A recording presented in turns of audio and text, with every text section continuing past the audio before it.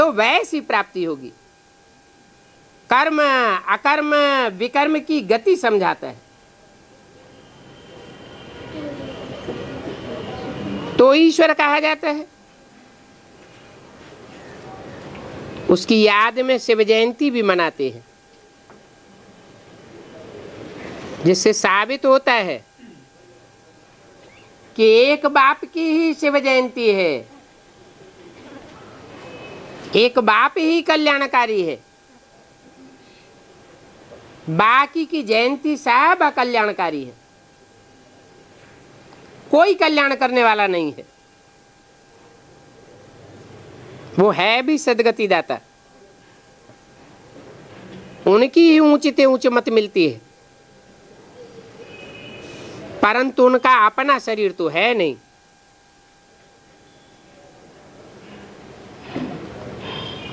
तो जब अपना शरीर नहीं है तो कोई के मत द्वारा, तो कोई के शरीर के द्वारा तो मत देते होंगे।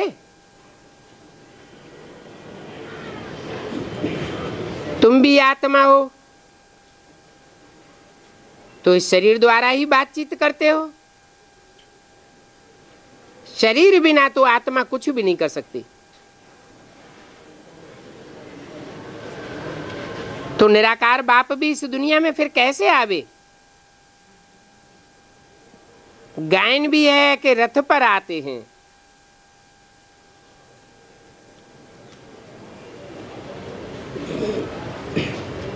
तो उन्होंने फिर रथ दिखाई दिया है कि अर्जुन का रथ लिया, घोड़ों की गाड़ी ली।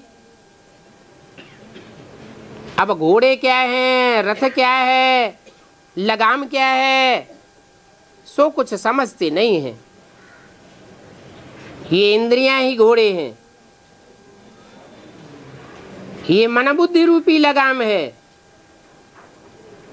ये शरीर रूपी रथ है, जिस रथ पर बाप सवार होकर के आते हैं।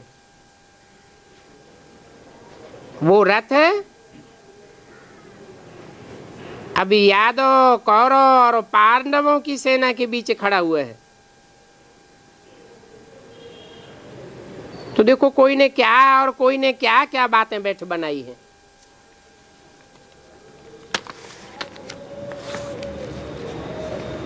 तुंडे तुंडे मतिर भिन्ना, 20/9/67 की वाणी का 3रा पेज।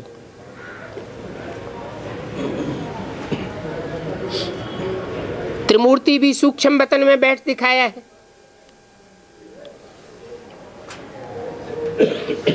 अभी बाप हमको समझाते हैं सूक्ष्म वतन में तो कुछ भी नहीं होता।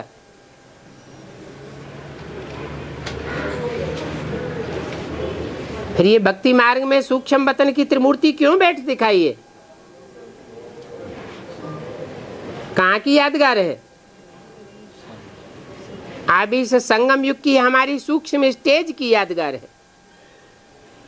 हमारी मन बुद्धि की जो सूक्ष्म स्टेज बनती है, जिस स्टेज में हम अपनी देह को भूल जाते हैं,